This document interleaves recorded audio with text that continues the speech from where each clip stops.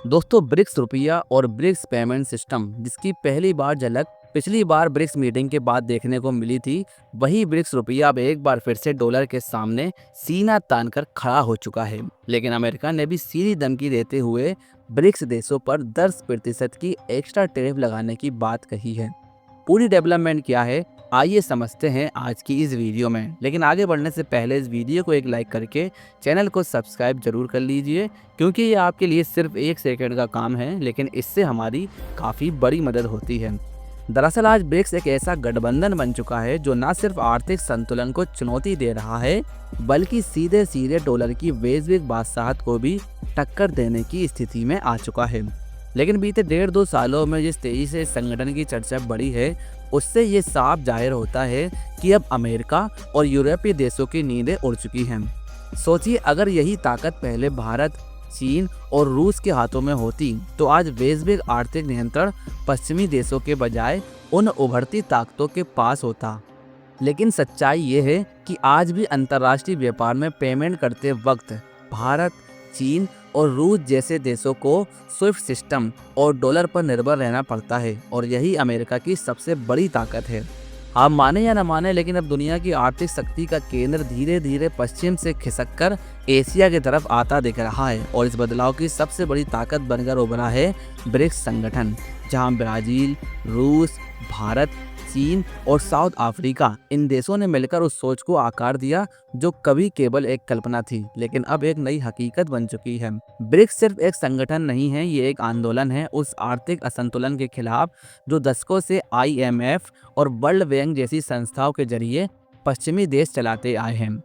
इस गठबंधन का असली मकसद है विकासशील और गरीब देशों को आवाज़ देना, उन्हें ग्लोबल टेबल पर बराबरी से बैठाना और एक ऐसा सिस्टम खड़ा करना जिसमें डॉलर पर निर्भरता कम हो और साझेदारी ज़्यादा। और देखा जाए तो एक समय था जब छोटे और गरीब देशों की आवाज़ वैश्विक मंचों पर अनसुनी रह जाती थी, उन्हें ना कोई सुनता था और ना ही कोई मानता था।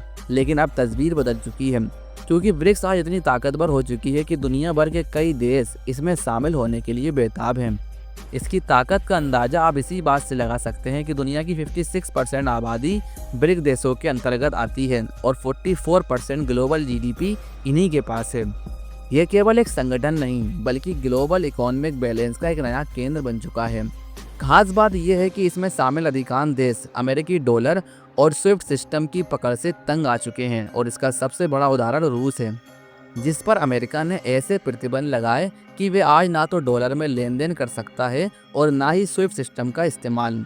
ब्रिक्स उन देशों के लिए आशा की एक कड़ बन चुका है जो एक न्याय संगत और बहुध्रुवीय आर्थिक व्यवस्था की तलाश में है। और अब सभी ब्रिक्स देशों ने अमेरिका से तंग आकर एक नए पेमेंट सिस्टम का प्लान बनाया है, जिससे ना तो अमेरिका के स्विफ्ट पेमेंट सिस्टम पर निर्भर रहना पड़ेगा और ना ही डॉलर की ज़रूरत पड़ेगी। अब बात करते हैं उस पहल की जो शायद आने वाले समय में डॉलर की दादागिरी को सीधी चुनौती देने वाली है, और वो है ब्रिक्स पेमेंट सिस्टम।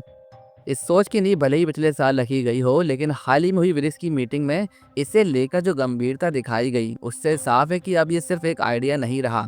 शुरुआत में ब्रिक्स देश एक साझा करेंसी लाने की सोच रहे थे, लेकिन जैसे जैसे दुनिया डिजिटल होती गई, वैसे वैसे इन देशों ने फैसला किया कि एक नया, आधुनिक और स्वतंत्र डिजिटल पेमेंट सिस्टम ही भविष्य की असली ज़रूरत है।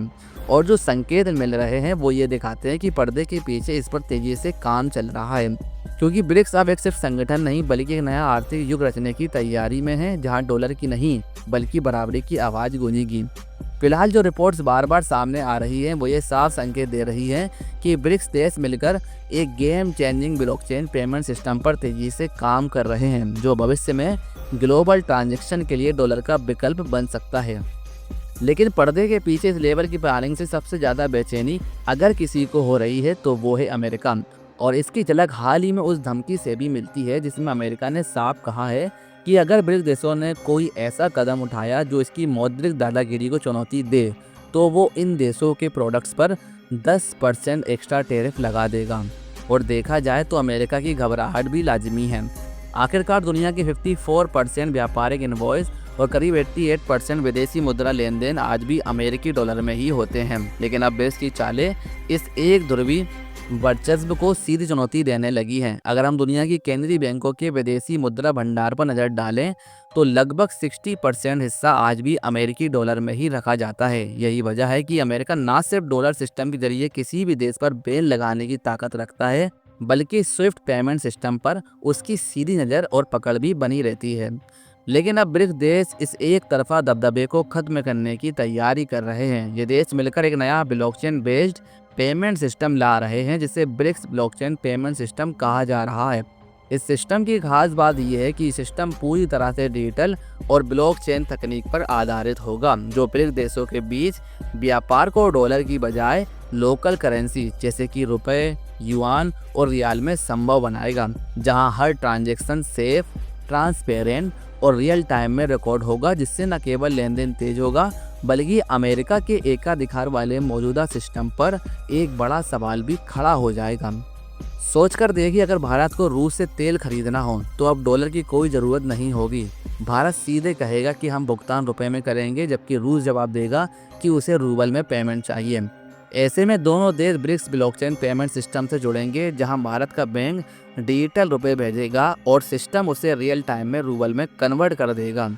ये पूरा लेन देन ब्लॉकचेन तकनीक पर रिकॉर्ड होगा, जिससे ना तो किसी फर्जी वाले की गुंजाइश बचेगी और ना ही अमेरिका की मंजूरी की ज़रूरत पड़ेगी। खास बात यह है कि ये सब स्विफ्ट सिस्टम के बाहर होगा, यानी कि अमेरिकी कंट्रोल से पूरी आज़ादी मिल जाएगी। अब आप ही बताइए कि आप भी ब्रिक्स का ऐसा सिस्टम चाहते हैं जो डॉलर और स्विफ्ट की मोनोपोली को तोड़ सके? इस बारे में आपकी राय क्या है, हमें कमेंट बॉक्स में ज़रूर बताइए और इस वीडियो को लाइक करके चैनल को सब्सक्राइब अवश्य करें। जय हिंद, जय भारत।